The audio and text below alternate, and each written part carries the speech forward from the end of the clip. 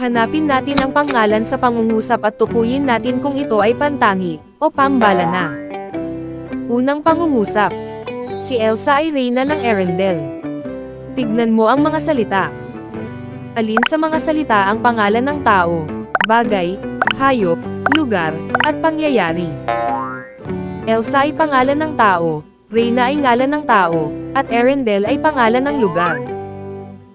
Ang Elsa ay tiyak na pangalan ng tao at nagsisimula sa malaking titik kaya ito ay Pantangi. Ang reyna ay ngalan ng tao na pangkalahatan at nagsisimula sa maliit na titik, kaya ito ay Pambalana. Ang Arendelle ay tiyak na pangalan ng lugar at nagsisimula sa malaking titik kaya ito ay Pantangi. Sa pangungusap na, maraming paru-paro sa hardin. Ang paru-paro ay hayop, ang hardin ay lugar, at dahil parehong pangkalahatan at nagsisimula sa maliit na titik, ito ay parehong Pambalana. Sa pangungusap na, sarado ang Manila Zoo sa Pasko. Ang Manila Zoo ay tiyak na pangalan ng lugar, at ang Pasko ay tiyak na pangalan ng pangyayari, pareho itong nagsisimula sa malaking titik, kaya pareho itong Pantangi. In the sentence, Mary baked a cake for her birthday. Look at the words, and see which one is a person, thing, animal, place, or event.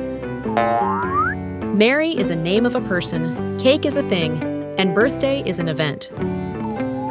Since Mary is a specific name of a person, and is written with a capital letter, it is a proper noun.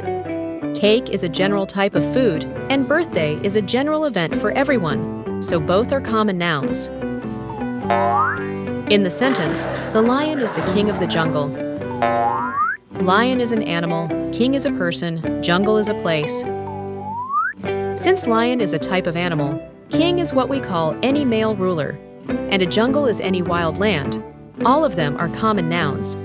If we try to make these common nouns into proper nouns, a famous lion name is Simba, a known king is King Solomon, and the Brazilian Amazon is a jungle.